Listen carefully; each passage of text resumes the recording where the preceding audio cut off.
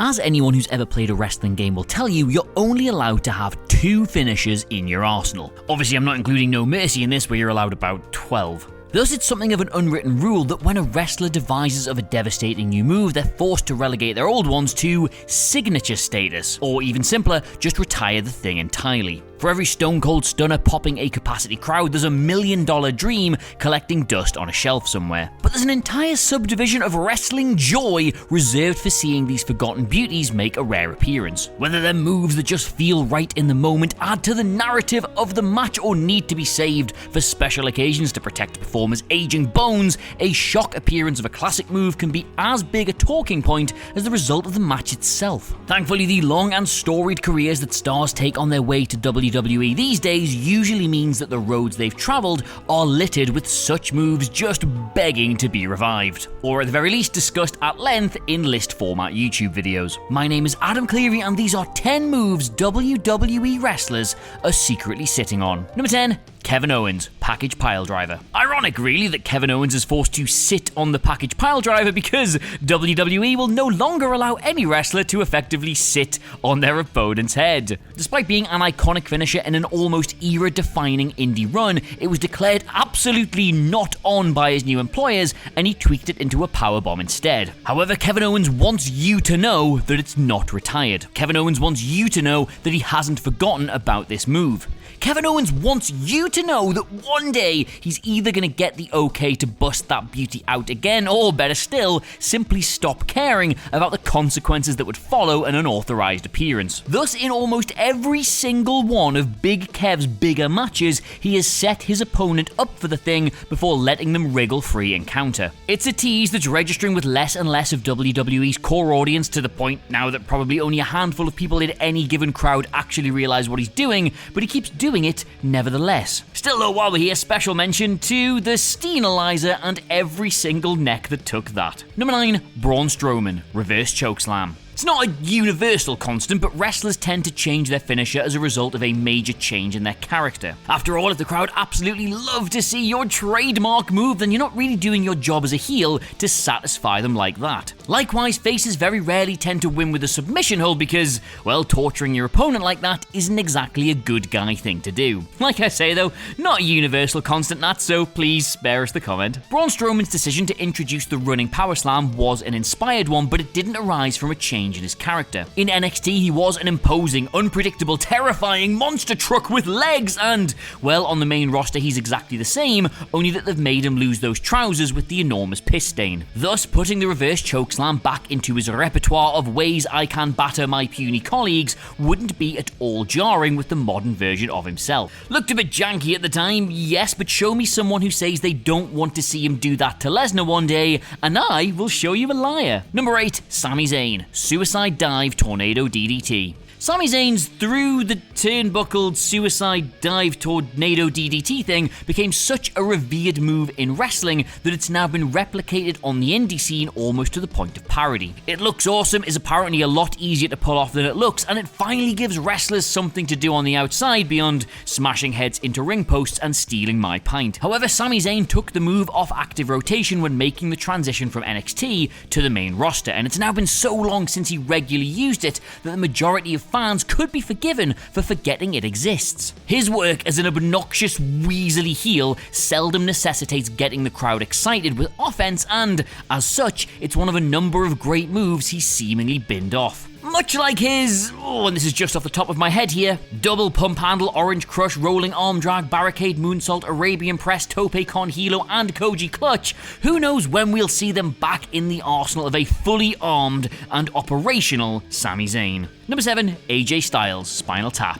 In truth, I could have made this entire article simply just 10 awesome moves that AJ Styles doesn't do anymore. And, well, I know this is true because I literally did do 10 awesome moves that AJ Styles doesn't do anymore. It's on YouTube, you should go watch it, but not a single comment about my hair, please. I've limited myself to just 2 here though, and frankly, where is my medal? The Spinal Tap though was, for a very long time, probably the most impressive thing in his entire arsenal. In fact, it's a move that's so impressively performed that it's actually hard to verbally explain it without the use of both hands and a protractor. From the top rope, he tumbles forward 450 degrees whilst simultaneously like 180 degrees on the x-axis, but also round the other way on the y-axis. I don't know, but either way, he lands in a senton of sorts. Now, it's probably self-explanatory why 28-year-old AJ Styles' favourite move isn't something you're seeing on the reg from 43-year-old AJ Styles, but given the level of performance and athleticism he's still capable of, it's definitely in there somewhere. Number 6, Ricochet Double moonsault. A moonsault is one of the hardest moves to pull off in professional wrestling. Not only is it a backflip from an incredibly precarious, unstable surface,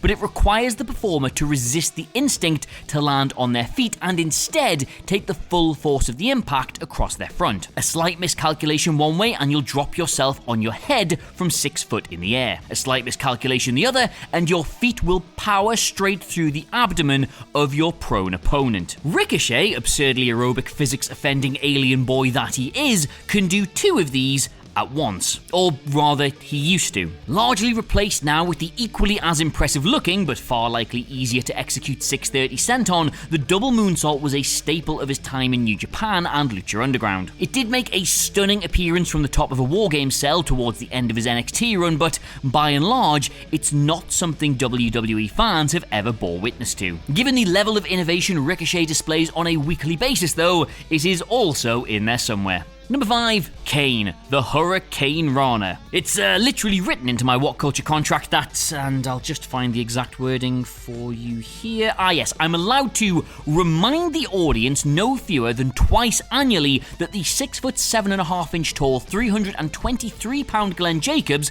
better known professionally as the wrestler Kane, has a Hurricanrana amongst his extensive repertoire of pro wrestling moves. That, and I get to sit next to Phil on all long-haul flights. It doesn't matter that he's not done it since 2001, it doesn't matter that he always lands flush on top of his head, it doesn't even matter that in terms of graceful execution it ranks somewhere between a quadless Vince McMahon trying to solve the Royal Rumble that time and Al Wilson's naked wedding. Now if you're expecting some cerebral insight on this, I've got absolutely none. Kane can do a Hurricanrana, never forget, that's it. Number 4, Samoa Joe, Muscle Buster. Depending on whose version of events you believe, Samoa Joe might be less sitting on this move and a little more not allowed to use it. It's not been seen in WWE since NXT TakeOver New York 2 in 2016, and the reason for that is believed to be connected to the career-ending injury Tyson Kidd suffered while taking it the year prior. It was a freak accident and one that Kidd bears Joe no ill feeling over, but the fact remains that after taking the move, he suffered a spinal injury that normally leaves its recipients quadriplegic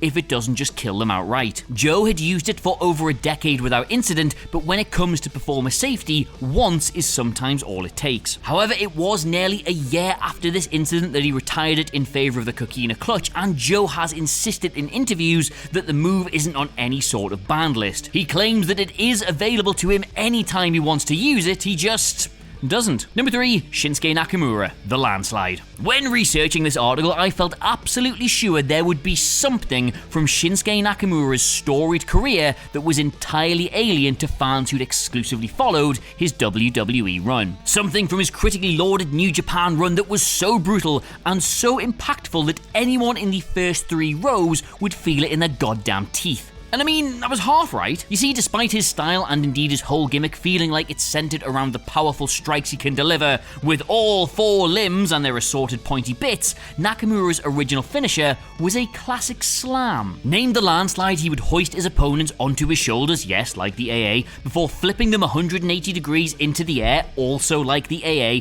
before dropping them down onto their back, also like the AA, and arriving in a sit-down position to make the pin, which no, is not like the AA. As his wrestling technique changed, he dropped the move in favour of the Kinshasa, but did bust it out on AJ Styles during their legendarily disappointing WrestleMania clash. Number 2, Sheamus, Celtic Cross. Now, it's difficult to recall the last time Sheamus used the Celtic Cross, but then again, it's difficult to really remember anything Sheamus has done lately. Riddled with serious injury after serious injury, it routinely feels like we've seen the last of him in a WWE ring, but the man somehow battles back every single time. And when he does, it's usually to reintroduce himself to us all with a wince-inducing brogue kick, his staple finisher for the entire latter half of his career. It's impactful, it's believably damaging, and like most great finishers, it can be delivered out of nowhere TM. But it wasn't his original means for dispatching opponents. That honor goes to the Celtic Cross, or literally just the razor's edge as its mother calls it. A running crucifix powerbomb that, with WWE's modern style of expressive camera work, depth of field, and wobbly zoom fetish,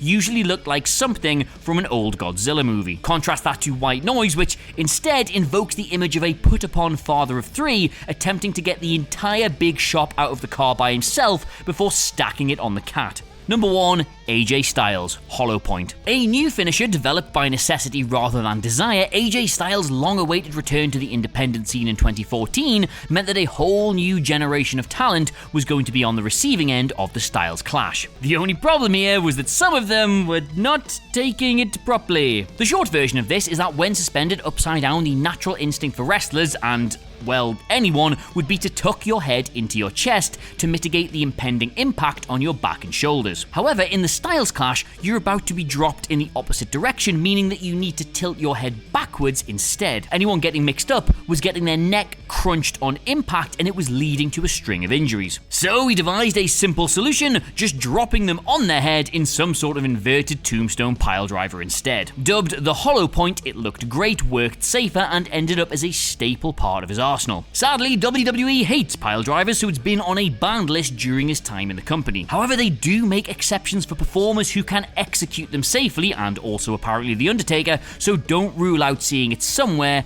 down the line. So there you have it, those are 10 wrestling moves WWE stars are secretly sitting on, read to you by a man who must have said the word Arsenal about 100 times here. Let me know what you made of it all in the comments below, and of course don't forget to like, share, and subscribe. In the meantime though, thank you so much for watching. I have of course been Adam Cleary, a man whose finisher is still just his own self-doubt, and I'll see you soon. Goodbye.